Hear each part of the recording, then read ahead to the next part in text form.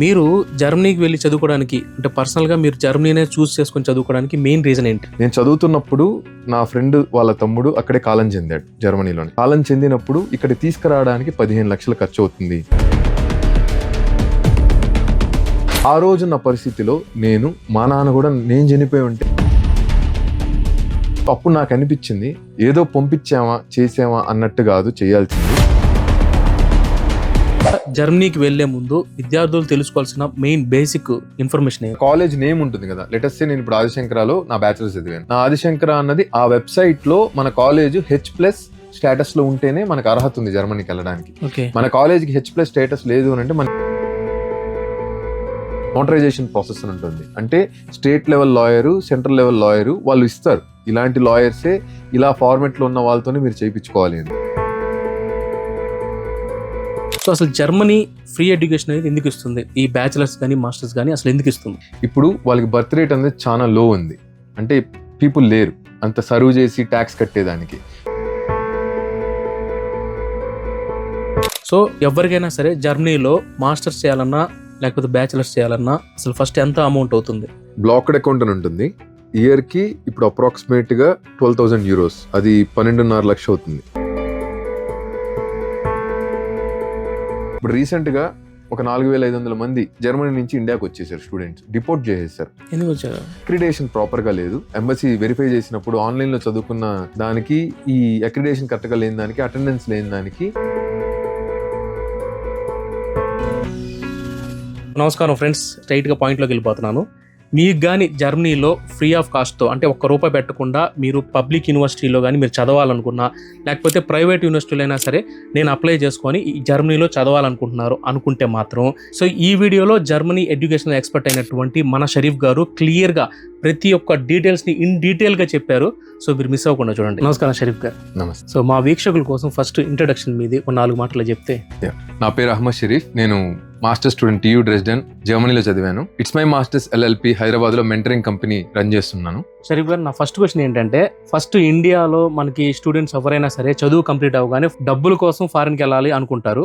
ఆ కారణం కాకుండా అసలు ఎందుకు ఫారెన్కి వెళ్ళాలని మాక్సిమం అందరూ అనుకుంటుంటారు. ఎవరైనా మీరు అన్నట్టు డబ్బుల కోసమే వెళ్ళాలనుకుంటారు. మన ఇండియాలో ఏదైతే 30 సంవత్సరాలు సంపాదిస్తామో ఒక అబ్రాడ్ కరెక్ట్ అయిన దేశాన్ని ఎంచుకొని వెళ్తే 10 సంవత్సరాలు సంపాదించవచ్చు. కానీ కొన్ని జాగ్రత్తలు తీసుకోకుండా రాంగ్ డెసిషన్ తీసుకుంటే అదే మనకి లైఫ్ టైం పెద్ద ప్రమాదంగా మారుతుంది. కొందరు బెటర్ క్వాలిటీ ఆఫ్ లైఫ్ కోసం వెళ్తారు. పీస్ఫుల్ లైఫ్ ఉంటుంది, ఎక్కువ హాలిడేస్ ఉంటాయి, లిమిటెడ్ గా ప్రెషర్ ఉంటుంది, వర్క్ లైఫ్ బ్యాలెన్స్ అన్నది చాలా బాగుంటుంది. అంటే ఇక్కడ సంపాదించేదానికి అక్కడ సంపాదించేదానికి అంటే అవర్ పే వేజెస్ అనేది ఒక్కొక్క కంట్రీకి వేజెస్ ఉంటుంది, అది డిఫర్ అవుతుంది. ఫర్ ఎగ్జాంపుల్ మీరు జర్మనీకి తీసుకుంటే ఇప్పుడు ప్రస్తుతానికి 13 to 14 euro per hour ఉంది. 1400 ఒక గంటకి. ఏ నార్మల్ జాబ్ ఏది చేసినా గంటకి 1400 వస్తుంది. సార్, మీరు జర్మనీకి వెళ్ళి చదువుకోవడానికి అంటే పర్సనల్ గా మీరు జర్మనీనే చూస్ చేసుకొని చదువుకోవడానికి మెయిన్ రీజన్ ఏంటి? నేను చదివేటప్పుడు నాకు గేట్ ర్యాంక్ 10,000 వచ్చింది. నాకు NIT మాస్టర్స్ చదువుకోవడానికి ఆపర్చునిటీ ఉంది. నేను IITలో ఇంటర్వ్యూకి వెళ్ళి ఫెయిల్ అయ్యాను. నాకు IITలో సీట్ రాలేదు. అప్పుడు నేను 1 year ఇస్రోలో డిజైనర్గా వర్క్ చేశాను. ఇండియన్ స్పేస్ రీసెర్చ్ ఆర్గనైజేషన్లో పనిచేస్తున్నప్పుడు నాకు ఒక ఎక్స్పోజర్ వచ్చింది. నాకు అనిపించింది మనం చదివితే ఇంకా మంచి దానిలోనే చదవాలి అని. ఒక 2 కాలేజీలు మాత్రమే జర్మనీకి అప్లై చేశాను. ఎందుకంటే జర్మనీలో నేను అప్లై చేసిన 2 కాలేజీలు ఈ IITs NITs కన్నా అన్నిటికన్నా టాప్ కాలేజెస్. అవి వస్తే చదివితే దానిలో చదవాలి, లేదంటే మళ్ళీ గేట్ రాదామని అనుకున్నాను. నేను అప్లై చేసిన 2లో నాకు ఒక దానిలో సీట్ వచ్చింది. TU Dresden Germany access course, advanced computational civil engineering structural studies నాకు సీట్ వచ్చింది. నాకు ఇండియాలో IITలో ఎంట్రీ నాకు ఆపర్చునిటీ రాలేదు. దానికన్నా వరల్డ్ ర్యాంకింగ్ లో 150 ర్యాంకింగ్ లో ఉన్న కాలేజ్కి నాకు ఆపర్చునిటీ వచ్చింది. జర్మనీలో 2nd ర్యాంకింగ్ ఉన్న ఒక కాలేజ్లో నాకు ఆపర్చునిటీ వచ్చింది. అండ్ నేను అఫోర్డ్ చేసుకోగలనా లేదా? మా నాన్న ఇస్రోలో LVD లైట్ వెహికల్ డ్రైవర్, మా నాన్న డ్రైవర్ అనమాట ఇస్రోలో. నేను మామూలుగా మా నాన్నని రథసారథి అని అంటాను. కృష్ణుడు లెక్క మా నాన్న నాకు దేవుడు లెక్క. 33 సంవత్సరాల 10 నెలల 16 రోజులు మా నాన్న కష్టపడిన PF డబ్బులు 17 లక్షలు వస్తే నాకు 11 లక్షలు ఇచ్చారు. నాకు పెట్టిన వరం, నాకు పెట్టిన భిక్ష. ఆ వరం నాకు పొందినట్లుగానే చాలా మంది పేరెంట్స్ అలానే ఆలోచిస్తారు, మన బిడ్డలు బాగుండాలి, 4 రాళ్ళు సంపాదించుకొని మంచిగా ఉండాలి అని. సో మా నాన్న ఇచ్చిన నా గిఫ్ట్ చాలా మందికి అది వెళ్ళి చేరాలి అని ఇట్స్ మై మాస్టర్స్ని స్థాపించి దానిలో జరిగిన ఒక సంఘటన మీకు నేను చెప్పుకోవాలనుకుంటున్నాను. నేను చదువుతున్నప్పుడు నా ఫ్రెండ్ వాళ్ళ తమ్ముడు అక్కడే కాలం చెందాడు, జర్మనీలోనే.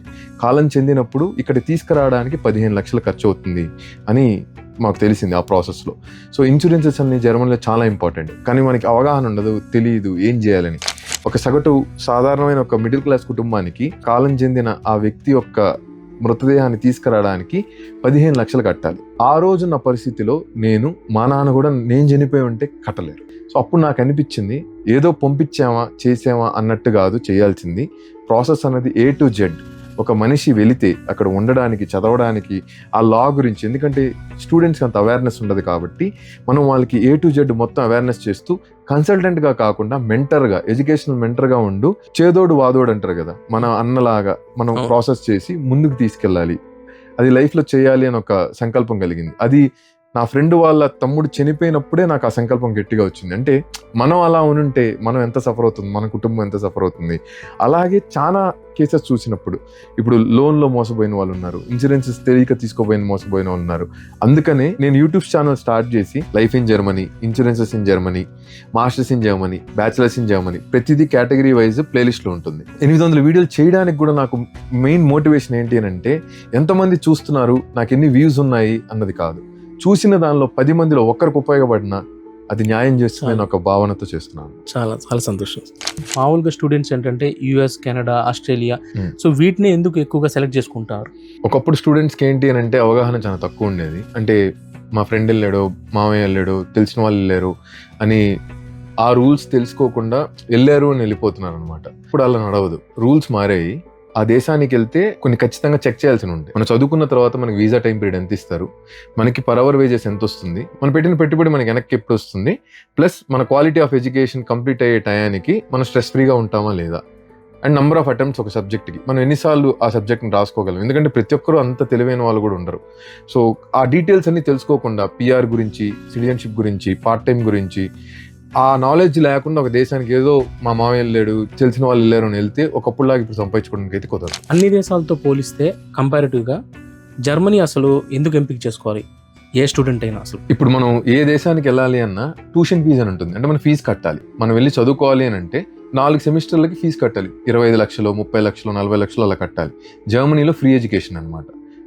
మనం కట్టేది బేసిక్ ఫీజు ఉంటుంది 300 యూరోలు, అంటే 30,000 రూపాయలు, లేదా 500 యూరోలు, 50,000 రూపాయలు. కొన్ని యూనివర్సిటీస్లో మాత్రం 1,500 యూరోలు పర్ సెమిస్టర్ ఉంటుంది, అంటే 1,50,000. ఇంత తక్కువలో మీకు వరల్డ్ క్లాస్ ఎడ్యుకేషన్ ఇస్తూ మీకు పార్ట్ టైం జాబ్ చేస్తూనే మీరు పెట్టిన పెట్టుబడి మీకు వెనక్కి వచ్చేస్తుంది. అంటే స్ట్రెస్ ఫ్రీ ఉంటారు, మీ పెట్టుబడి మీకు వెనక్కి వస్తుంది, మీ చదువు మీరు చదువుకున్న సాటిస్ఫాక్షన్ ఉంటుంది. చదువుకునేటప్పుడే మనం పార్ట్ టైం చేసుకుంటానే ఆ డబ్బులు కూడా క్లియర్ చేసుకోవచ్చు మనం. అవును.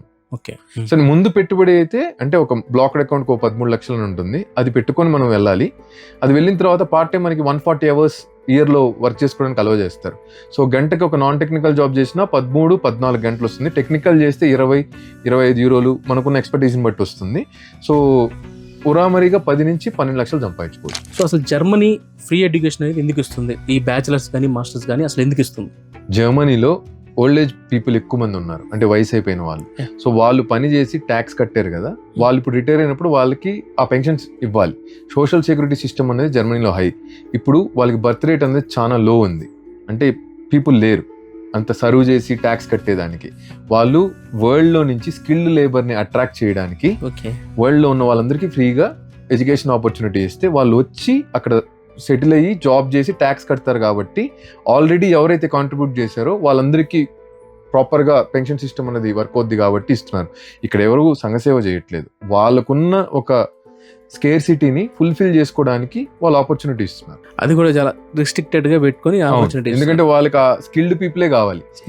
ఎవరికైతే టాలెంట్ ఉంటుందో వాళ్ళు వస్తేనే కదా వర్క్ చేస్తారు, ఆ వర్క్ కి తగ్గ శాలరీ వస్తుంది, ఆ శాలరీకి తగ్గ ట్యాక్స్ కడతారు. స్టూడెంట్స్ జర్మనీకి వెళ్ళి చదువుకోవాలనుకుంటే ముందుగానే వాళ్ళు ఎప్పటి నుంచి ప్రిపేర్ చేసుకోవాలి? అంటే ఎంత ప్లానింగ్ ఉండాలి, ఎన్ని నెలల ప్లానింగ్ ఉండాలంటారు? మినిమం 1 year ఉండాలి. అంటే చదువుతున్నప్పుడు 3rd yearలో 2nd సెమిస్టర్ స్టార్ట్ అయినప్పటి నుంచి స్టార్ట్ చేసుకుంటే పర్ఫెక్ట్గా ప్లానింగ్ కరెక్ట్గా చేసుకోవచ్చు. ఇన్ జనరల్గా జర్మనీకి వెళ్లే ముందు విద్యార్థులు తెలుసుకోవాల్సిన మెయిన్ బేసిక్ ఇన్ఫర్మేషన్ ఏంటి? జర్మనీ అన్నది ల్యాండ్ ఆఫ్ లాస్ అనమాట. రూల్స్ కానీ రెగ్యులేషన్స్ కానీ పాటించాలి. మనకి ఇష్టం వచ్చినట్టుగా మనం ఏది పడితే అది చేస్తే కాన్సిక్వెన్సెస్ చాలా సివియర్గా ఉంటాయి. చాలామంది ఏంటంటే ఫ్రీ సీట్ వస్తుంది అన్నప్పుడు కన్సల్టెంట్స్ ఒక 4-5 దగ్గరికి వెళ్తారు.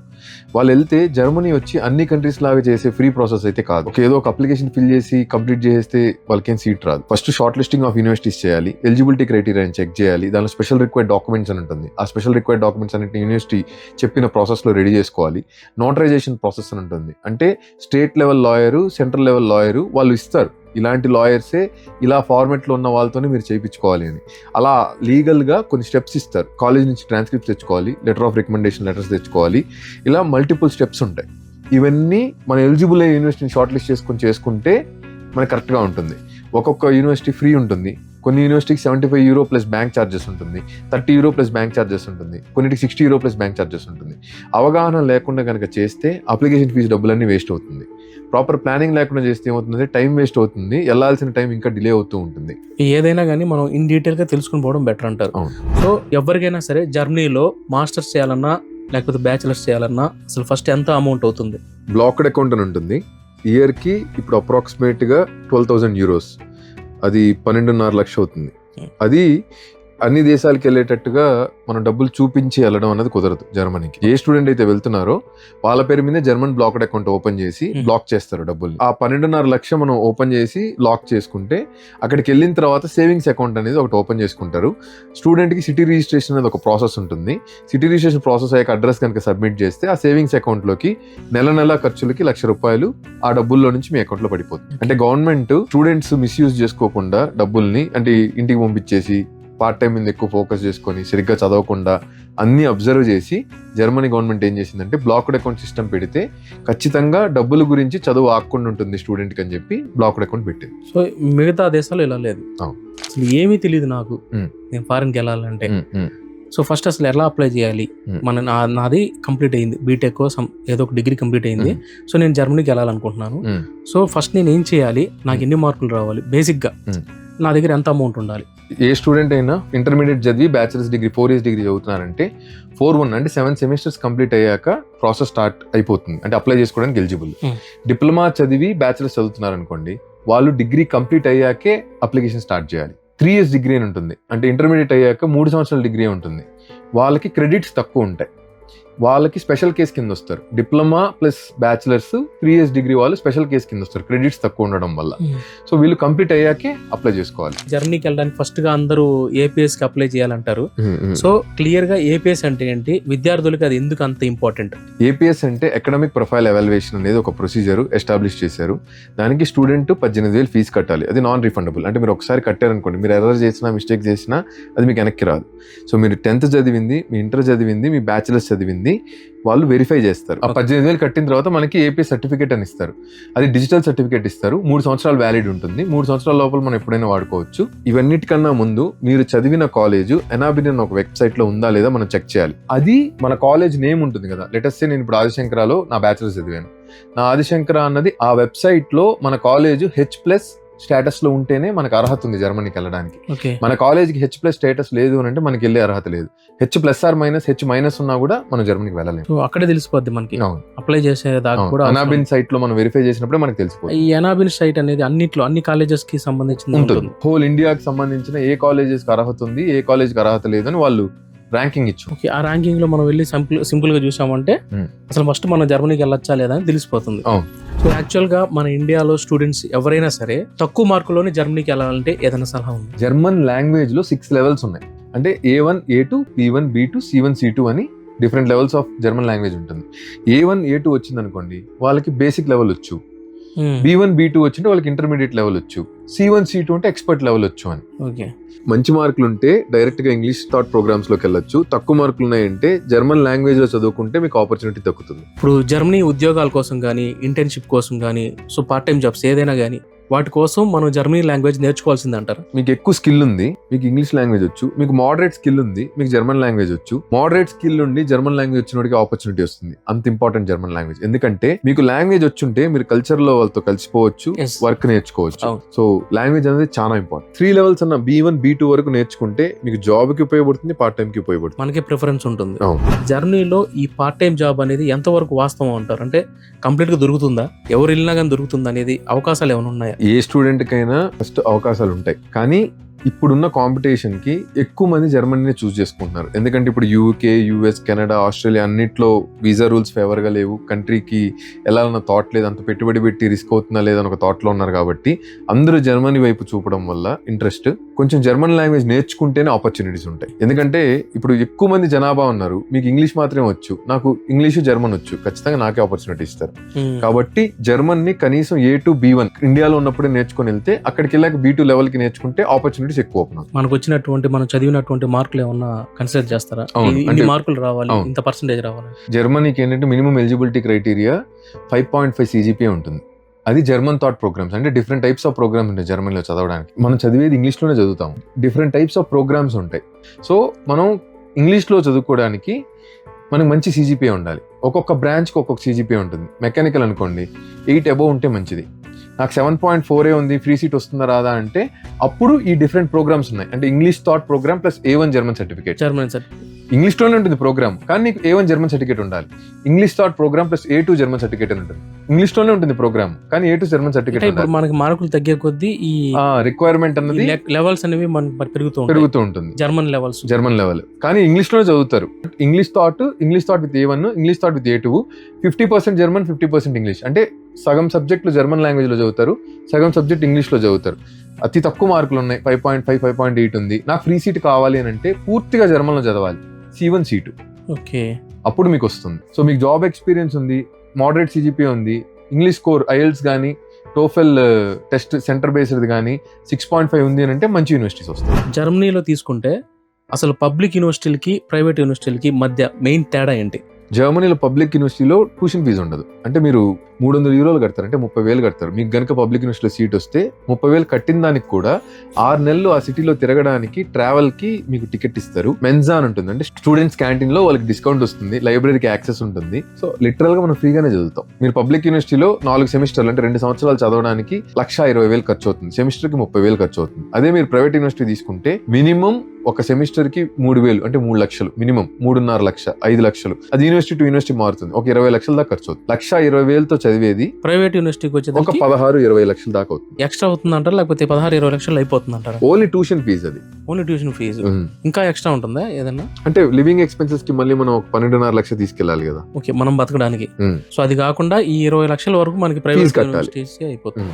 జర్మనీలో ఈ పబ్లిక్ యూనివర్సిటీలో ఫ్రీ సీట్ కొట్టాలంటే స్టూడెంట్స్ ఎటువంటి ప్లాన్ తీసుకోవాలి? జర్మనీకి వెళ్ళాలి అని ఒక స్టూడెంట్ డిసైడ్ అయితే నేను ఫ్రీ సీట్ ఖచ్చితంగా కొట్టాలి అని అనుకుంటే బీటెక్ చేరిన ఫస్ట్ ఇయర్ నుంచి హైయెస్ట్ మార్క్స్ తెచ్చుకోవడానికి ఏం చేయాలి?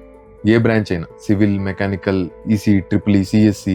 ఎందుకంటే కాంపిటీషన్ ఎక్కువ ఉంటుంది.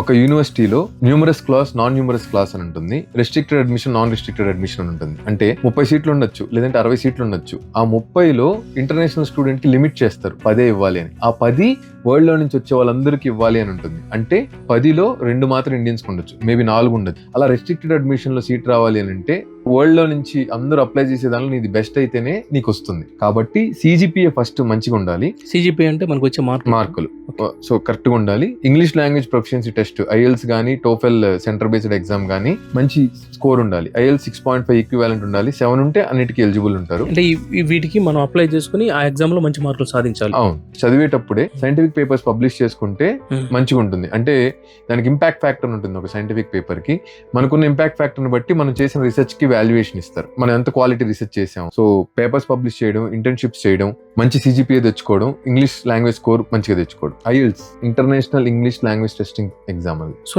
ఈ ఎగ్జామ్ ని ఫస్ట్ గా మనం మంచి మార్కులతో క్రాక్ చేయాలి. అది 6, 7, 8, 9 అని ఉంటుంది.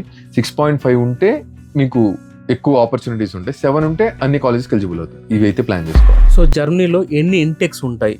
అసలు ఇంటెక్స్ అంటే అనేది కూడా ఒకసారి క్లియర్ గా చెప్పండి. మాస్టర్ సీట్ మనం అప్లై చేసుకుని వెళ్ళాలని ఇంటేక్ అంటారు. అంటే ఏ టైం టు ఏ టైం యూనివర్సిటీ ప్రాసెస్ చేస్తుంది అనేది 2 ఇంటేక్స్ ఉంటుంది. వింటర్ ఇంటేక్, సమ్మర్ ఇంటేక్ అని ఉంటుంది. సో వింటర్ ఇంటేక్ లో ఎక్కువ సీట్లు ఉంటాయి, ఎక్కువ కోర్సెస్ ఉంటాయి. కాబట్టి వింటర్ ఇంటేక్ ఏం చేస్తే నవంబర్ టు మే అన్ని డాక్యుమెంట్స్ రెడీగా ఉండి మనం నవంబర్ నుంచి అప్లై చేయాలి. యూనివర్సిటీస్ ఓపెన్ ఉంటాయి నవంబర్ టు మే. మీరు ఇప్పుడు ఫెబ్కి వచ్చారు, నవంబర్లో, డిసెంబర్లో, జాన్లో మిస్ అయిపోతాయి అప్లికేషన్స్. సో మీరు నవంబర్కి అన్ని మీ దగ్గర రెడీగా ఉండాలంటే APS మీకు ఆల్రెడీ రెడీగా ఉండాలి, ట్రాన్స్క్రిప్ట్స్ రెడీగా ఉండాలి, LORs రెడీగా ఉండాలి. అందుకని మినిమం ఒక 1 year టైం ఉండాలి. 1 year టైం మనం రెడీగా ఉంటే ఆ నవంబర్ టైం కి మనం అప్లై చేసుకోవాలనుకుంటున్నాం. అది వింటర్ కి. సమ్మర్ కి ఆగస్ట్ నుంచి జాన్ వెళ్ళడం అన్నది వింటర్ అనుకోండి, సెప్టెంబర్ లాస్ట్ వీక్ కానీ అక్టోబర్ ఫస్ట్ వీక్ కానీ ఫ్లై అవుతారు జర్మనీకి. అదే సమ్మర్ అనుకోండి, ఏప్రిల్ లాస్ట్ వీక్ కానీ మే ఫస్ట్ వీక్ కానీ ఫ్లై అవుతారు. బయట విదేశాల్లో అయితే 3 ఉన్నాయి కదా ఇంటేక్స్. అవును. సో జర్మనీకి 2 ఉంటాయి. అవును. చాలా వరకు కన్సల్టెన్సీస్ ఏదైతే ఈ కంపెనీస్ ఉన్నాయో ఫస్ట్ ఎందుకు వాళ్ళ చార్జెస్ గురించి చెప్పరు? ఇప్పుడు జర్మనీకి ఏంటి అని అంటే యుఎస్, కెనడా, ఆస్ట్రేలియా లాగా ఫస్ట్ కమిషన్ స్ట్రక్చర్ లో వచ్చే యూనివర్సిటీస్ చాలా తక్కువ. ప్రైవేట్ యూనివర్సిటీస్ ఒక 20-25 ఉంటాయి. పబ్లిక్ అన్నది అందరికి process end to end detailed గా తెలియదు. తెలిసినా ఎక్కువ టైం తీసుకుంటుంది. ఒక 1 year టైం పడుతుంది. మినిమం 6 months to 9 months అయితే ఖచ్చితంగా పడుతుంది. అన్ని స్టెప్స్ పూర్తి చేస్తే ఎంత డబ్బులు ఇస్తారు అన్నది పబ్లిక్ గా చెప్తే స్టూడెంట్ చేరతాడో లేడో అని చెప్పి చెప్పరు. భయంతో చెప్పరు. ఎవరైతే జనరల్ గా నేను ఇది చేస్తాను, నేను చేసిన దానికి ఇంత తీసుకుంటాను అని జనరల్ గా వాళ్ళ సర్వీసెస్ లిస్ట్ చేస్తారో వాళ్ళు జెన్యూన్ గా వాళ్ళు పెట్టిన ఎఫర్ట్ కి ఎంత చార్జ్ చేస్తున్నారు అనే కనీసం ఇన్ఫర్మేషన్ తెలుస్తుంది. కొంతమంది ఏంటంటే 30,000కే చేస్తారు, 25,000కే చేస్తారు, 10,000కి చేస్తాను అని కూడా స్టూడెంట్స్ చెప్తుంటారు. ఎంతకి చేస్తున్నారు అనేది విషయం కాదు. మీకు end of the day free seat వచ్చిందా రాలేదా, 30,000 తీసుకుంటారు, మీకు ఫ్రీ సీట్ రాలేదండి ప్రైవేట్ పంపిస్తారు, వాళ్ళకి అక్కడ 1,50,000 వస్తుంది. అండ్ ప్రైవేట్ యూనివర్సిటీలో కూడా అవగాహన లేకుండా ఎలా పడితే అలా చేస్తే చాలా కాన్సిక్వెన్సెస్ ఫేస్ చేయాల్సి వస్తుంది. ఇప్పుడు రీసెంట్ గా ఒక 4,500 మంది జర్మనీ నుంచి ఇండియాకి వచ్చేసారు స్టూడెంట్స్, డిపోర్ట్ చేసేసారు. ఎందుకు వచ్చారు? ఇండియాలో ఒక ఆన్లైన్ ప్రోగ్రాము 1 year చదివి అక్కడికి వెళ్ళి మళ్ళీ 1 year ప్రోగ్రామ్ అనమాట. అక్రిడేషన్ ప్రాపర్ గా లేదు. ఎంబసీ వెరిఫై చేసినప్పుడు ఆన్లైన్ లో చదువుకున్న దానికి ఈ అక్రిడేషన్ కరెక్ట్ గా లేని దానికి, అటెండెన్స్ లేని దానికి డిపోర్ట్ చేస్తారు. దానివల్ల ఏమైంది, ఈ 4,500 మంది స్టూడెంట్స్ కి ఒక్కొక్కరు 20-30 లక్షలు ఖర్చు పెట్టి వాళ్ళు పెట్టిన పెట్టుబడి పోయింది. రానట్టేనది. ఒక కాలేజ్ లో జర్మన్ కంట్రీ బేస్డ్ కాలేజెస్ ఉంటాయి, యూకే బేస్డ్ కంట్రీ కాలేజెస్ ఉంటాయి, అండ్ ప్రైవేట్ లో కూడా అక్రిడేషన్ ఉంటుంది. German related accreditation, state level recognition universities ఉంటాయి, ఆన్లైన్ ప్రోగ్రామ్స్ ఉంటాయి. మనం ఎలాంటి ప్రోగ్రామ్ తీసుకోవాలి అండ్ టర్మ్స్ అండ్ కండిషన్స్ ఉంటాయి. ఇప్పుడు మనం 2 సంవత్సరాలు చదువుకునేది మాక్సిమం 4 సంవత్సరాలు చదువుకోవడానికి అలో చేస్తారు. పబ్లిక్ లో అయితే 30,000 కట్టాలి. ప్రైవేట్ లో మీరు ఒక సెమిస్టర్ ఎక్స్టెండ్ చేసుకోవాలనుకోండి 2 లక్షలు కట్టాలి. ఒక రూల్ ఉంటుంది, 5 లక్షలు కట్టాలి. అంటే మీరు కట్టాల్సిన ఫీజు కన్నా మీరు ఎక్స్టెండ్ చేసుకునే పోయే కొద్దీ పడుతుంటుంది. కొన్ని రూల్స్ ఉంటాయి. హాలిడే సెమిస్టర్ ఒకటి ఉంటుంది, సిక్ అయితే ఒక సెమిస్టర్, హెల్త్ రిలేటెడ్ ఒక సెమిస్టర్ హాలిడే ఇస్తారు. వర్క్ చేస్తాను, రియల్ టైమ్ ఎక్స్పీరియన్స్ తెచ్చుకుంటాను అని అంటే మ్యాక్స్ 2 సెమిస్టర్స్ అలో చేస్తారు. ఇలా ప్రైవేట్ లో టర్మ్స్ అండ్ కండిషన్స్ అగ్రిమెంట్ లో ఉండదు, వెబ్సైట్ లో కూడా ఉండదు. ఇవన్నీ అవగాహన లేకుండా కనుక అగ్రిమెంట్ సైన్ చేసి కనుక తీసేసుకుంటే కొన్ని లక్షలు కోల్పోతారు. ఎడ్యుకేషన్ లోన్ తీసుకుంటూ ఉంటారు. సో ఈ ఎడ్యుకేషన్ లోన్ తీసుకున్న తర్వాత రీపేమెంట్ అనేది ఈ స్టూడెంట్ యొక్క లైఫ్, వాళ్ళ ఆర్థిక పరిస్థితి మీద ఎలా ప్రభావం చూపిస్తుంది? ఒక ఎగ్జాంపుల్ తీసుకుందాం. ఒక US కి 50 lakhs లోన్ తీసుకున్నారు అనుకోండి. 50 lakhs లోన్ తీసుకుంటే simple interest, partial simple interest, compound interest, ఇది మనకు తెలిసింది. పార్షియల్ సింపుల్ ఇంట్రెస్ట్ అంటే స్టూడెంట్ కి దాని ఫార్ములా ఏంటని కూడా తెలియదు. జనరల్ గా మనం ఒక 50 లక్షలు కనుక ఫస్ట్ ఇయర్ వెళ్ళడానికి US కి కనుక మనం తీసుకున్నట్లయితే ఒక 3 సంవత్సరాల్లో అది పార్షియల్ సింపుల్ ఇంట్రెస్ట్ క్యాలిక్యులేషన్ తీసుకున్నట్టయితే ₹1 వడ్డీ లెక్కన తీసుకుంటే 50 లక్షలకి 50,000 ఉంటుంది. సో అగ్రిమెంట్ సైన్ చేసేటప్పుడు స్టూడెంట్ 5,000 కడితే చాలని ఉంటుంది. అంటే నెలకు 5,000 కట్టుకుంటూ పోతే సంవత్సరానికి 60,000 కదా మనం కట్టేది, అంతే మన వడ్డీ అని అనుకుంటారు. కాదు, మొదటి నెల 5,000 కడితే అందులో 45,000 ఉంటుంది కదా, అది రెండో నెలకి 50,45,000 అవుతుంది. 50,45,000 పైన వడ్డీ అంటే 51 లక్ష అవుతుంది మూడో నెలకి. అలా పెరుగుతూ పోతుంది. అలా 3 సంవత్సరానికి ఏమవుతుంది అని అంటే అది పార్షియల్ సింపుల్ ఇంట్రెస్ట్ పేరుకున్న అది ఒక రకంగా కాంపౌండ్ ఇంట్రెస్ట్ లాగే యాడ్ అవుతుంది, చక్రవడ్డీ లాగే మారుతుంది. అప్పుడు ఏమవుతుంది, 3 సంవత్సరాల్లోనే మీకు ఒక 80 లక్షలు అవుతుంది. అది 4-5 సంవత్సరానికి వెళ్ళేటికి కోటి అవుతుంది. ఒక సగటు మిడిల్ క్లాస్ ఫ్యామిలీకి ఒక ₹1 కోటి అన్నది ఒక లైఫ్ టైం కమిట్మెంట్ అది. సో రాంగ్ డెసిషన్ తీసుకోవడం వల్ల ఏమవుతుంది అని అంటే చాలా మంది పేరెంట్స్ తెలియదు, అవేర్నెస్ ఉండదు. సో పిల్లోడు డెసిషన్ చేసాడు మనం పంపించాలని కష్టపడి పొలాలమ్మి ఆస్తులమ్మి పంపిస్తారు. అలా ఒక లైఫ్ లో ఒక డెసిషన్ తీసుకునేటప్పుడు చాలా జాగ్రత్తగా తీసుకోవాలి. ఇల్లు కట్టడం, పెళ్లి చేసుకోవడం, అబ్రాడ్ పోవడం, ఒకసారి డబ్బులు పెడితే వెనక్కి రావు. డెసిషన్ కరెక్ట్ ఇది. జనరల్ గా విదేశాలకు వెళ్ళేటప్పుడు స్టూడెంట్స్ చాలా వరకు మోసపోతారని నేను విన్నాను. సో ఫస్ట్ గా అసలు స్టూడెంట్స్ గుర్తుపెట్టుకోవాల్సిన విషయాలు ఏంటి అంటే మనం మోసపోకుండా? మనకు అవగాహన ఉండాలి మనం ఎందుకు వెళ్తున్నామని, మనకున్న లిమిట్ ఎంత, మనం తీసుకునే లోన్ వల్ల మన ఫ్యామిలీ ఎంతవరకు ఎఫెక్ట్ అవుతుంది, ఎఫెక్ట్ కానంత అమౌంట్ లోనే మనం బెస్ట్ కంట్రీ ఎలా చూస్ చేసుకోవాలి కొంచెం రీసెర్చ్ చేయాలి. అది కూడా ఫ్రీ కన్సల్టెంట్ నాకు ఎవరో ఫ్రీగా చేస్తున్నారు అని వెళ్తే, ఫ్రీ చేస్తే ప్రమాదం ఏంది అని అంటే ఒక ఆఫీస్ రన్ చేస్తారు, వాళ్ళకి ఒక స్టాఫ్ ఉంటుంది, దానికి రెంట్లు ఉంటాయి, శాలరీలు ఉంటాయి. వాళ్ళు ఫ్రీగా ఎందుకు చేస్తున్నారు మీరు ఆలోచించాలి. లెటస్ సే ఒక 400 కాలేజీలు ఉన్నాయి అనుకోండి, వాళ్ళకి 100 కాలేజీలు టైప్ ఉన్నాయి. ఆ 100 కాలేజీలో మీరు కనుక చేరితే దానికి ఒక ఫీజు ఉంటుంది, 25 లక్షలు 30 లక్షలు ఫీజు ఉంటుంది. ఆ 30 లక్షల్లో వాళ్ళకి 1,50,000-2 లక్షలు కమిషన్ వస్తుంది. ఎవరు ఫ్రీగా చేయరు. సో ఈ కన్సల్టెన్సీ వాళ్ళు ఫ్రీ అంటారు కానీ వాళ్ళు ఫ్రీగా చేయరు.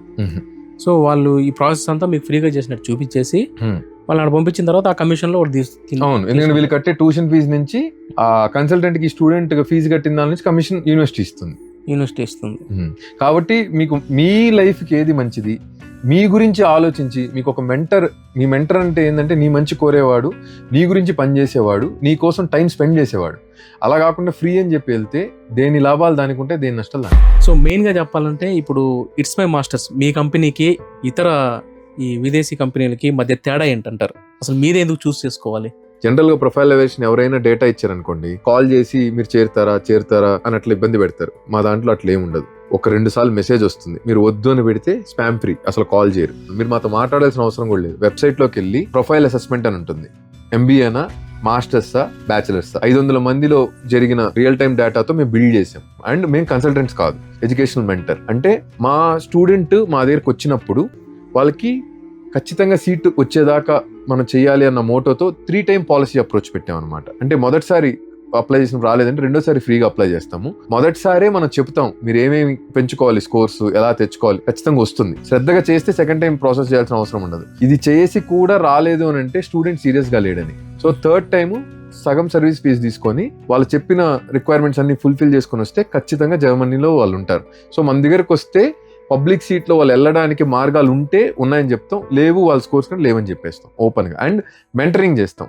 మనం ఏదో పంపించేదాకా కాదమ్మా, జర్మనీలో ఉన్నంత వరకు వాళ్ళు చదువు అయ్యి జాబ్ చేరేంత వరకు మనకి టచ్లో ఉండొచ్చు. సో మనం గైడ్ చేస్తాం వాళ్ళకి. ఏదైనా ప్రాబ్లం ఉంటే మనకి స్టూడెంట్ నెట్వర్క్లో మన వెళ్ళిన స్టూడెంట్స్ ఉంటారు కదా, వాళ్ళ ద్వారా వాళ్ళు ఎంతవరకు ప్రొఫెషనల్ ఉన్న దాన్ని బట్టే మనం కనెక్ట్ చేస్తాం అనమాట. వెళ్ళిన 500 మంది స్టూడెంట్స్ లో ఏదైనా ప్రాబ్లం గమనించారా? ఇప్పుడు మా స్టూడెంట్స్ లో కొన్ని చిన్న ప్రాబ్లమ్స్ వాళ్ళు ఉన్నవి మాతో షేర్ చేస్తారు. అంటే కొంతమందికి ఇండియాలో చదివినట్లుగానే ఈజీ అనుకొని ఎట్లా పడితే అట్లాగా సబ్జెక్ట్స్ రిజిస్టర్ అయిపోతారు. జర్మనీలో మీకు ఫ్రీడమ్ ఉంటుంది, కానీ అక్కడ ఎడ్యుకేషన్ సిస్టమ్ వేరు కదా, వాళ్ళ ఎగ్జామినేషన్ ప్యాటర్న్ వేరు కదా. మీరు రాయాలనుకుంటే రిజిస్టర్ అవ్వచ్చు, రాయకూడదు అనుకుంటే నెక్స్ట్ సెమిస్టర్ లో మళ్ళీ రిజిస్టర్ అవ్వచ్చు, రాయొచ్చు. అలా ప్రాపర్ ప్లానింగ్ లేకుండా కొంతమంది స్టూడెంట్స్ రిజిస్టర్ అయిపోయి, ఎవరైతే ఇక్కడ టాపర్ గా ఉన్న ఒక స్టూడెంట్ 8.5 CGPA అలా ఉన్న స్టూడెంట్ 4 సబ్జెక్టులు ఫెయిల్ అయ్యాడు. మనం ఎలా చదవాలి, ఎలా ఎందుకు అన్ని సబ్జెక్ట్స్ ప్లానింగ్ లేకుండా రిజిస్టర్ అవ్వకూడదు, మనం గైడ్ లైన్స్ ఇస్తాం. మీ నుంచి వెళ్ళిన విద్యార్థులు ఎవరైనా పార్ట్ టైం జాబ్ చేయాలనుకుంటున్నారు, అక్కడ కూడా జాబ్ ఇప్పించడం కానీ, అంటే మనం ఇప్పించడం అన్న ఆప్షన్ అయితే నిజంగా జర్మనీలో ఎవరు చెప్పినా నమ్మకూడదమ్మా. కొన్ని రూల్స్ ఉంటాయి జర్మనీలో, ఎవరు జాబ్ ఇప్పిస్తానా నమ్మకూడదు. First point. సెకండ్, ఒకరు హైర్ చేస్తే ఈజీగా వారు ఫైర్ చేయరు, ఎందుకంటే సిస్టమ్ అలా ఉంటుంది జర్మనీలో. అక్కడికి వెళ్ళాక ఆపర్చునిటీస్ ఎలా వెతుక్కోవాలి, ఎలా అప్లై చేసుకుంటే వస్తుంది అన్న డీటెయిల్స్ మనం ఇస్తాము. ఇక్కడ అదే సిటీలో కనుక మనం పంపించిన స్టూడెంట్ ఉంటే వాళ్ళు ఇంటరాక్ట్ అవ్వచ్చు. ఫర్ సపోజ్ ఒక స్టూడెంట్ ఉన్నాడు, బాగా మంచి మార్కులు వచ్చినాయి, కానీ ఆ స్టూడెంట్ ఏంటంటే బాగా పూర్, తన దగ్గర డబ్బులు లేవు. సో అతను జర్మనీలో చదవాలనుకుంటున్నాడు. సో ఫస్ట్ ఆఫ్ ఆల్ అతను జర్మనీలో చదవాలంటే ఎంతో కొంత డబ్బులు కావాలి. ఆ డబ్బుల కోసం అతను ఏం చేయగలుగుతాడు, ఎలా అప్రోచ్ అవ్వగలుగుతాడు ఈ జర్మనీకి వెళ్ళాలంటే?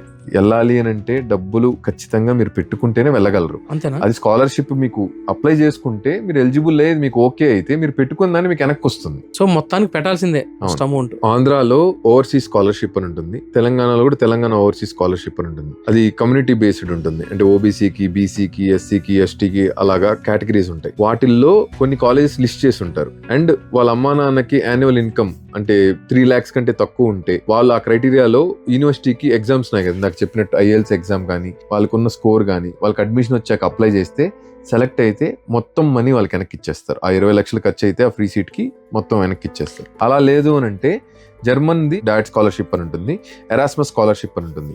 ఇప్పుడు మీరు సివిల్ ఇంజనీరింగ్ చదివారు, సివిల్ ఇంజనీరింగ్ సంబంధించిందే 2 years మీరు వర్క్ చేసి ఉండాలి అదే స్ట్రీమ్ లో. అంటే మీరు సివిల్ చదివి నేను ఇప్పుడు IT జాబ్ లోకి వెళ్ళిపోయాను అని అంటే దీనికి ఎలిజిబుల్ గారు. 2 years మీరు సివిల్ లో జాబ్ చేసి ఆ ఎక్స్పీరియన్స్ తో డాట్ స్కాలర్షిప్ అప్లై చేస్తే మీరు షార్ట్ లిస్ట్ అయ్యి ఇంటర్వ్యూలో సెలెక్ట్ అయితే మీకు వాళ్ళు స్కాలర్షిప్ ఇస్తారు. సో ఇది అందరికీ రావడం కష్టం. మంచి ప్రొఫైల్ ఉండాలి, మంచి వర్క్ ఎక్స్పీరియన్స్ ఉండాలి, ఇంటర్వ్యూలో సెలెక్ట్ అవ్వాలి. ఎందుకంటే జర్మనీలో ఉన్నదే ఫ్రీ ఎడ్యుకేషన్. ఓకే, ఇప్పుడు నేను అప్లై చేసుకునేటప్పుడు ఒక యూనివర్సిటీని అప్లై చేసుకున్నాను. సో ఫర్ సపోజ్ నా ఇంటెన్షన్ నా మొత్తం మారిపోయి నేను ఇంకొక సరే ఇది రాదు ఈ యూనివర్సిటీ అని చెప్పి నేను వేరే యూనివర్సిటీకి అప్లై చేసుకున్నా. సో టక్క నేను వేరే యూనివర్సిటీకి అప్లై చేసుకుని వెళ్ళిపోతున్న టైంలో నాకు ఇష్టమైనటువంటి యూనివర్సిటీ నుంచి నాకు అప్లికేషన్ వచ్చింది, మీరు అప్లై చేసుకోవచ్చని. సో అప్పుడు నేను ఎలా అంటే ఈ అప్లికేషన్ నేను ఆల్రెడీ వేసేసి అది వచ్చేసి మళ్ళీ ఇంకోటి వస్తే నేను ఎలా దాన్ని కన్సిడర్ చేసుకున్నాను? మీరు అక్కడ వెళ్ళి జాయిన్ అయ్యేటప్పుడు మీకు నచ్చిన యూనివర్సిటీకి మరి మీరు వెళ్ళి జాయిన్ అవ్వచ్చు. ఎందుకంటే వీసా ఒక దాంతో స్టాంప్ అయిపోయినా దానికి ఎన్రోల్మెంట్ టైం పీరియడ్ అని ఉంటుంది, దానికి మీరు ఎన్రోల్ అయ్యి మీరు జాయిన్ అవ్వచ్చు. అంటే ఏదైనా కానీ మనకు ఒక టైం పీరియడ్ అయితే ఇస్తారు. ఒక్కొక్క యూనివర్సిటీకి ఈ టైం లోపల మీరు ఫీజు కట్టి ఎన్రోల్ చేసుకోండి అని. ఆ ఎన్రోల్మెంట్ టైం పీరియడ్ లోపల ఎన్రోల్ కాలేదు అని అంటే ఆ సీట్ మీకు ఉండదు. ఆ టైంలోనే మనం చెప్పేయచ్చు కదా నాకు వద్దు అని చెప్పి. సో జర్నీలో మామూలుగా ప్రైవేట్ యూనివర్సిటీలో నేను చదువుతున్నాను. సో ప్రైవేట్ యూనివర్సిటీ నుంచి ఫ్రీగా నేను పబ్లిక్ యూనివర్సిటీకి వెళ్ళాలనుకున్నాను జర్మనీలో, సో ఏమైనా ప్రాసెస్ జరుగుతుంది? అంటే మీరు ప్రైవేట్ యూనివర్సిటీలో చదువుతున్నప్పుడు మీకు పబ్లిక్ యూనివర్సిటీ వచ్చింది అనుకుందాం, మీకు ఇచ్చిన మీరు అగ్రిమెంట్ సైన్ చేసిన దానిలో మీరు మిడ్ డ్రాప్ చేస్తే మొత్తం ఫీజు కట్టాల్సిన అవసరం లేదు అని అంటే మీరు ఫీజు కట్టకుండా వెళ్ళిపోవచ్చు. అట్లేదు అని అంటే ఈ మొత్తం ఫీజు కట్టే మీరు పబ్లిక్ యూనివర్సిటీకి వెళ్ళాలి. అంటే దాంట్లో మెన్షన్ చేస్తారు ముందే అని అగ్రిమెంట్ లో మొత్తం ఉంటాయి. ఒక జర్మన్ ఎప్పుడైనా గుర్తుపెట్టుకోండి, అగ్రిమెంట్స్ అన్నవి పర్ఫెక్ట్ గా A to Z ఉంటాయి. మీకు ఏం డౌట్స్ ఉన్నా మీరు అడిగి వాళ్ళని తెలుసుకోవచ్చు సైన్ పెట్టే ముందే. జర్మనీకి సంబంధించినటువంటి అడ్మిషన్ కాంట్రాక్ట్ ని పూర్తిగా అర్థం చేసుకోకుండా, అంటే సగం సగం అర్థం చేసుకుని సైన్లు పెట్టడం వల్ల నాకు తెలిసినంత వరకు 16.5 లక్షలు కోల్పోయినట్టు ఒక విద్యార్థి గురించి నేను విన్నాను. సో అది ఎంతవరకు కరెక్ట్ అసలు? అంటే ఈ అడ్మిషన్ ప్రాసెస్ గానీ ఏదైనా ప్రాసెస్ ని మనం అర్థం చేసుకోకుండా సైన్లు పెట్టేసి గమ్ముగా అయిపోయామంటే ఎంతవరకు లాస్ ఉంటుంది? టర్మ్స్ అండ్ కండిషన్స్ ఉంటాయి ఏ అగ్రిమెంట్ లో అయినా సరే. జర్మన్ కి సంబంధించిన దానిలో మీరు ఒక యూనివర్సిటీ అగ్రిమెంట్ సైన్ చేస్తే ఒక్కొక్క యూనివర్సిటీ ఒక్కొక్క టర్మ్స్ అండ్ కండిషన్స్ పెడుతుంది. ఎగ్జాంపుల్ కూడా చెప్తున్నా, మీరు 14 రోజుల లోపల మీకు నచ్చలేదు అని అంటే మీరు విత్డ్రా చేసుకోవచ్చు అని ఉంటుంది, లేదా 20 రోజుల లోపల మీరు విత్డ్రా చేసుకోవచ్చు అని ఉంటుంది. మీరు గనక విత్డ్రా చేయలేదు అని అనుకోండి, ఆ సీటు మీకోసం ఎత్తి పెడతారు కాబట్టి వాళ్ళకి ఆ ఇంటేక్ లో అది లాస్ అవుతుంది. కాబట్టి డబ్బులు ఎట్లయితే రికవరీ చేయడానికి క్రెడిట్ రికవరీ టీమ్ ఉంటుందో జర్మనీలో షూఫా అని ఉంటుంది. ఆ షూఫాకి నోటీస్ వెళ్తుంది, పలానా వాళ్ళు ఇలాగా కట్టాలి అని. సో ఆ స్టూడెంట్ ఏమైంది, పబ్లిక్ యూనివర్సిటీకి వెళ్ళిపోయింది, కానీ షూఫా నోటీస్ వస్తుంది. ఇప్పుడు తనకు ఆప్షన్ లేదు. అదే గనక ఆ టర్మ్స్ అండ్ కండిషన్స్ చదువుకొని ఎన్ని రోజుల లోపల నాకు వద్దు అనే అవగాహన ఉండి వద్దని మెయిల్ పెట్టేసి ఉంటే ఖచ్చితంగా సేవ్ అయ్యేది. అంటే మనకి ఫ్రీగా ప్రాసెస్ చేస్తున్నారు కదా అని నలుగురు దగ్గరికి వెళ్ళి 4 యూనివర్సిటీ తీసుకొని 4 సంతకాలు పెట్టాం అనుకోండి, ఆ టర్మ్స్ అండ్ కండిషన్ కరెక్ట్ గా చెక్ చేసుకోలేదు అనుకోండి, లైఫ్ టైం మన అప్పుల్లోనే కూరుకుపోతాం. జర్మనీకి బ్యాన్ అయిపోతుంది కూడా entry. For example in general గా చెప్పాలంటే 4 యూనివర్సిటీలకి మనం అప్లై చేసాం, ఒక యూనివర్సిటీకి సంబంధించినటువంటి ఒక కమిట్మెంట్ ఇచ్చేసాం, సో దీనికి వెళ్ళిపోదామని. సో వేరే యూనివర్సిటీకి మనం అప్లై చేస్తున్నాం, వాళ్ళు ఇచ్చినటువంటి ముగింపు డేట్ లో మనం వాళ్ళకి ఏం సమాధానం చెప్పాలా, అప్పుడు ఇలాంటి ప్రాబ్లమ్స్ అనేవి వస్తాయంటారా? అవును, అంటే ప్రైవేట్ లో ఏంటంటే ఇది డబ్బుతో కూడినది కాబట్టి సీట్ వేస్ట్ చేయకూడదు అని చెప్పి ఎన్రోల్మెంట్ అని పెట్టారు పబ్లిక్ లో. సో మీరు ఒక 50,000 కట్టి మీరు ఆ సీట్ ని ఉంచుకోవాలి, అలా రూల్స్ తెచ్చారు. అంటే సీట్లు వేస్ట్ చేస్తున్నారు కదా, అంటే ఇది చేరుతున్నానని చెప్పేస్తారు, వాళ్ళు చేరరు, వాళ్ళకి నచ్చింది ఇంకోటి వస్తే మళ్ళీ దానికి వెళ్ళిపోతారు, అప్పుడు వాళ్ళకి సీట్ ఖాళీగా ఉంటుంది కదా. పబ్లిక్ లో ఏంటంటే ఒక క్యాల్కులేటెడ్ రిస్క్, ఎన్రోల్మెంట్ ఫీజు అన్నది 300 యూరోలు 500 యూరోలు. అదే ప్రైవేట్ అనుకోండి 16 లక్షలు 20 లక్షలు 25 లక్షలు 30 లక్షలు అలా ఉంటది. సో పబ్లిక్ లో క్యాల్కులేటెడ్ రిస్క్ ఉంటుంది, ప్రైవేట్ లో లక్షలు ఉంటుంది. జర్మనీలో మనకి ఫ్రీ ఎడ్యుకేషన్ దొరికి మనం అక్కడికి వెళ్ళి చదువుతాము, ఓకే అంతా బాగుంది. సో అక్కడ ఏదన్నా మన సబ్జెక్ట్ లో గానీ ఏదో ఒక సబ్జెక్ట్ లో గానీ మనం ఫెయిల్ అయితే సో ఎన్నిసార్లు రాసుకోవచ్చు అంటారు? ఒక సబ్జెక్ట్ కి 3 అటెంప్ట్స్ మాత్రమే మాక్సిమం అలౌడ్. 3 సార్లు కనుక మీరు రాసి పాస్ కాలేదంటే 3ఓసారి ఫెయిల్ అయితే ఆ కోర్స్ మీరు ఇంకా చదవలేరు, వేరే కోర్స్ కి మళ్ళీ మొదటి నుంచి చదవాలి. టైం పీరియడ్ ఎక్స్టెండ్ అవుతుందా ఎట్లా? మనం ఉండే టైం పీరియడ్ 3 అటెంప్ట్సే. మీకున్న 8 సెమిస్టర్స్ అంటే 2 ఇయర్స్ కోర్స్ ని 4 ఇయర్స్ లోపల 8 సెమిస్టర్స్ లోపల మీరు క్లియర్ చేయలేకపోయినా కూడా మీకు ఆపర్చునిటీ ఉండదు. మళ్ళీ వెనక్కి వచ్చేలా జర్మనీకి వెళ్ళినప్పుడు కానీ లేకపోతే Germany free of education apply చేసినప్పుడు కానీ ఈ స్టూడెంట్ లెవెల్లో మనం బీటెక్ లో కానీ డిగ్రీలో చేసిన అటువంటి ఏ తప్పులైనా సరే వాటి మీద ఏమైనా ఇంపాక్ట్ చూపిస్తాయి అంటారు? మన డాక్యుమెంటేషన్స్ అన్ని కరెక్ట్గా ఉన్నాయని చూసుకోవాలి. స్పెల్లింగ్స్ కానీ సర్నేమ్స్ కానీ డేట్ ఆఫ్ బర్త్స్ కానీ ఒక్క దగ్గర కూడా మీకు ఎర్రర్ లేకుండా అన్నింటిలో యూనిఫామిటీ ఉండాలి. నాకెందుకు అనుకున్నారంటే ప్రాసెస్లో మీకు ఆగిపోతుంది. అండ్ క్రిమినల్ అఫెన్స్ గా ఏది చేసి ఉండకూడదు, ప్రాపర్ డాక్యుమెంట్స్ అన్ని పర్ఫెక్ట్ గా ఉండాలి, మీకు అప్పుడు ప్రమాదం లేకుండా ఉంటుంది. ఒక చిన్న ఎగ్జాంపుల్ చెప్తాను. మనం మామూలుగా వంట చేసుకుంటూ మల్టీ టాస్కింగ్ చేస్తాం, అంటే కిచెన్ లో మనం పొయ్యి ఆన్ చేసి పెట్టేసి వెళ్ళి పని చేసుకుంటూ ఉంటాం. కానీ జర్మనీలో మనకి ఎలక్ట్రిక్ స్టవ్ ఉంది. ఎలక్ట్రిక్ స్టవ్ లో ఒక స్టూడెంట్ పెనం పెట్టేసి ఆయిల్ హీట్ అవడానికి టైం పడుతుంది కదా అని పోయి నెట్ఫ్లిక్స్ ఆన్ చేసుకొని సినిమా చూస్తున్నాడు, మర్చిపోయాడు. సో ఆయిల్ అంతా స్పిల్ అయ్యి ఫైర్ అలారం మోగింది, అంటే ఫైర్ కి అలారమ్స్ ఉంటాయి, ఆ మోగడం వల్ల పోలీస్ వచ్చాడు. సో పెనాల్టీ 70,000 రూపీస్ ఇండియన్ కరెన్సీలో పెనాల్టీ కట్టి కిచెన్ మొత్తం పెయింట్ కొట్టి ఆ కార్పెట్ కొత్తది అదొక 500 యూరోలు ఖర్చు అయి ఉంటుంది మొత్తంగా. అంటే 125,000 మనం ఒక చిన్న తప్పు చేయడం వల్ల పెనాల్టీ పడింది. అండ్ అది రిమార్క్ కూడా ఉంటుంది, అంటే ఒక చిన్న నోట్ రాసుకుంటారు, ఈ అబ్బాయి వల్ల ఈ యాక్సిడెంట్ అయింది. అలా రెక్లెస్ గా ఎక్కువ ఉన్నారు అని అనుకోండి, ప్రతి మనం చేసేది రికార్డ్ అవుతుంది. కొన్ని ఇట్లాంటివి యాక్సిడెంట్లుగా జరిగితే ఓకే, మనం ఎక్కువ రెక్లెస్ గా ఉన్నాము, లా పట్ల ఒక రెస్పెక్ట్ లేకుండా ఉన్నాము అని అంటే మనకి పిఆర్ అప్పుడు సిటిజన్షిప్ అప్పుడు ఇంపాక్ట్ అవ్వచ్చు. ఏదైనా మనకి మెయిన్ థింగ్స్ ఉన్నప్పుడు కన్సిడర్ చేయరు. అవును, సాధారణంగా జర్మనీలో డిగ్రీ పూర్తయింది, ఫ్రీగా చదువుకున్నారు లేదా ప్రైవేట్ యూనివర్సిటీలో చదువుకున్నారు, డిగ్రీ అయితే పూర్తయింది. సో 18 నెలలు డిగ్రీ పూర్తయిన తర్వాత వాళ్ళ టైం అయిపోయిన తర్వాత ఉద్యోగం దొరకకపోతే సో నెక్స్ట్ ప్రాసెస్ ఏంటంటారు? వెనక్కి వచ్చేది. సైలెంట్ గా మనం ఇండియాకి వచ్చేయడం. అంతే. పర్మనెంట్ రెసిడెన్సీ అంటే జర్మనీలో మనం ఉండడానికి, సిటిజన్షిప్ ఇవ్వడానికి కూడా జర్మనీ స్టూడెంట్స్ తో ఎన్ని అవకాశాలు ఇస్తుంది బయట నుంచి వచ్చేటటువంటి మన ఇండియన్స్. ఇప్పుడు మీరు కన్సిడర్ చేసినట్టయితే అన్నిటికన్నా ఫాస్టెస్ట్ కంట్రీ పిఆర్ ఇచ్చేది B1 లెవెల్ జర్మన్ సర్టిఫికేషన్ ఉంటే జాబ్ వచ్చిన తర్వాత 21 months కే పిఆర్ ఇస్తుంది. సో మీకు పిఆర్ వస్తే మీకు ఉద్యోగం పోయినా కూడా మీకు నెక్స్ట్ ఉద్యోగం ఎత్తుక్కునేదాకా స్కిల్ సెంటర్ లో ట్రైనింగ్ కి పంపిస్తుంది. అంటే మీరు కాంట్రిబ్యూట్ చేసిన మనీ ఉంటుంది, ఆ కాంట్రిబ్యూట్ చేసిన మనీ నుంచి 90% ఆఫ్ శాలరీ కొన్ని రోజులు, 80% ఆఫ్ శాలరీ కొన్ని రోజులు, అలా మీకు శాలరీ కూడా ఇస్తారు. మీరు కనుక పిఆర్ తీసుకున్నారనుకోండి, ఏ దేశంలో కూడా మీకు ఉద్యోగం పోతే జీతం ఎవరు, జర్మనీలో మాత్రం మీకు పిఆర్ ఉండి ఉద్యోగం పోయినా కూడా జీతం వస్తుంది. అందుకని పిఆర్ కి ఏం చేయాలి, సోషల్ సెక్యూరిటీ సిస్టమ్ అనేది హై, మీరు వెల్ ప్రొటెక్టెడ్ గా ఉంటారు, అండ్ మీకు ఓటేసే హక్కు ఒకటే ఉండదు. పిఆర్ ఉంటే జర్మన్ సిటిజన్ తో సమానంగా ఉంటారు. సిటిజన్షిప్ వస్తే ఓటేసే హక్కు వస్తుంది. మన ఇండియన్ పీపుల్ డిఫరెంట్ విదేశాల్లో ఎలా బతుకుతున్నారు అనేది ఇప్పుడు మనకి సోషల్ మీడియాలో చాలా మంది వీడియోలు చేసి పెడుతూ ఉంటారు. అవును. సో ఇది ఎంతవరకు ప్రభావం చూపిస్తుంది అంటే వాస్తవంగా చూసుకోవాలంటే వెళ్ళిన వాళ్ళందరూ సెటిల్ అవుతున్నారా? వెళ్ళిన వాళ్ళందరూ సెటిల్ అవుతున్నారా అంటే ఇది గుడ్ క్వశ్చన్. అంటే అందరూ సెటిల్ కారు, కొంతమంది సెటిల్ అవుతారు. ఎవరైతే ఫోకస్డ్గా ఉండి ప్లానింగ్ ఉండి ప్రాపర్గా ప్లాన్ చేసుకుంటారు లైఫ్ని, ఎలా నెక్స్ట్ స్టెప్ని సాధించాలనుకుంటారో వాళ్ళు మాత్రమే సెటిల్ అవుతారు. మిగిలిన వాళ్ళు ఖచ్చితంగా సెటిల్ కారు. చూపించేవన్నీ నిజాలంటే కాదు. లెట్స్ సే జర్మనీలో వాళ్ళు ఆడి కార్ కానీ BMW కానీ వాడుతున్నారు, ఫోటోలు పెడతారు, స్టేటస్లు ఉంటాయి. మన కార్స్ ఇక్కడ ఎలాగో వాళ్ళు మ్యానుఫ్యాక్చరింగ్ అక్కడ కాబట్టి మోడరేట్ కాస్ట్లో వాళ్ళు కొనుక్కోగలరు. చూసేవన్నీ నిజం కాదు. మన ఇండియాలో ఉంటే మనకి సర్వెంట్ కానీ ఎవరన్నా దొరుకుతారు. మీకు అబ్రాడ్లో మీ పనులన్నీ మీరే చేసుకోవాలి. సో ఇండియాలో బతకడం కన్నా ఫారెన్లో బతకడం కష్టం. ఎందుకంటే మీకు ఎవరు కూడా సాయం చేసేదానికి ఉండరు. మీ పనులు మీరే చేసుకోవాలి. మీరు జాబ్కి వెళ్ళి వస్తారు, మీ కుకింగ్ మీరే చేసుకోవాలి, ఇంటి పనులు మీరే చేసుకోవాలి. అండ్ మీరు అన్నట్టు ఈ వీడియో ఏంటి అని అంటే ఒక ప్రైడ్, అంటే నేను ఫారెన్లో ఉన్నాను అన్న ఒక అటెన్షన్ అన్న దానికోసం చేస్తున్నారు. అండ్ ఇచ్చే ఇన్ఫర్మేషన్ అంతా రైట్ ఉంటుందా అంటే, వైరల్ చేస్తే మనుషులకి రీచ్ పెరుగుతుంది అని వాస్తవాలు చెప్పట్లేదు. ఇప్పుడు చాలా వరకు మనకి ఇన్ఫ్లుయెన్సర్స్ ఎక్కువైపోయారు. సో వీళ్ళ వల్ల ఏంటంటే చాలా రకాలైనటువంటి కన్ఫ్యూజన్స్ కూడా వస్తున్నాయి. అవును. సో అసలు ఫస్ట్ ఎవరి మాటలు నమ్మాలి జెన్యూన్ గా అనేది కొద్దిగా కన్ఫ్యూజ్ అయిపోతుంది. సో మీ సలహా ఏంటి? అసలు ఒక కంటెంట్ ఎవరు ప్రొవైడ్ చేసినా డేటా అనేది వెరిఫై చేసుకోవాలి. ఇప్పుడు మీకు జర్మనీ DAAD అని వెబ్సైట్ ఉంటుంది, అండ్ స్టడీ ఇన్ జర్మనీ అని వెబ్సైట్ ఉంటుంది, అండ్ గూగుల్లో కొట్టినా కూడా మనకి ఇన్ఫర్మేషన్ వస్తుంది. రైట్ రిసోర్సెస్లో పోయి వెరిఫై చేయాలి, చెప్పిన డేటా అక్కడ ఉందా లేదా అని. ఆ వెబ్సైట్ లో ఆ కోర్స్ గురించి, కాలేజ్ గురించి మనం వెతికి చూడొచ్చు. సో వాళ్ళు చెప్తున్నవన్నీ రైటా రాంగ్ అని. వీసా గురించి వీసా సైట్ లో వెళ్ళి వెతికి చూడొచ్చు. ప్రతి దానికి దాని రెస్పెక్టివ్ సైట్స్ ఉంటాయి. మనకి ఓపిక్ గా పేషెన్స్ ఉండాలి. అంటే ఇప్పుడు చాలా మంది ChatGPTలో ఉంది కదా అని ఆ లింకులు ఎత్తేస్తే అది దానికి ఏం అర్థమవుతుంది, ఆ డేటా ఇస్తుంది తప్పితే రైట్ ఇన్ఫర్మేషన్ అయితే ఇవ్వదు. సో మనం ఓపిక్గా అన్ని చదువుకొని ఏది రైట్ ఏది రాంగో తెలుసుకొని చేయాలి. సో అదే బేసిక్ గా ఏది పడితే అది వినేసి మనం ముందుకెళ్ళడం అనేది, అది కూడా లక్షలకి సంబంధించినటువంటి విషయాలు కాబట్టి మనం తొందరపడి డెసిషన్ తీసుకోవాలి. మీ టైం కేటాయించేది పనిగా చాలా క్లియర్ గా ఇన్ని ప్రశ్నలకు ఓపిక్గా సమాధానం ఇచ్చినందుకు చాలా ధన్యవాదాలు. సో మీకు గానీ ఈ ఎడ్యుకేషన్ సంబంధించినటువంటి ఏ డీటెయిల్స్ అయినా, జర్మనీలో మీరు చదవాలనుకుంటే దానికి సంబంధించినటువంటి ఎటువంటి ఇన్ఫర్మేషన్ అయినా సరే, మీరు ఇట్స్ మై మాస్టర్ ఈ కంపెనీ నుంచి మీరు క్లియర్గా మీ క్వశ్చన్స్కి సమాధానాలు పొందుతూనే, మీరు కావాలనుకుంటే కంప్లీట్గా జర్మనీకి సంబంధించినటువంటి పూర్తి వివరాలు మా షరీఫ్ సార్ నుంచి తీసుకోవచ్చు. కింద డిస్క్రిప్షన్లో ఒక లింక్ ఇస్తాను. కంప్లీట్గా ఈ జర్మన్ ప్రాసెస్ సంబంధించినటువంటి పూర్తి వివరాలు ఆ లింక్ నుంచి మీరు పొందొచ్చు. Stay tune to Gabbar school.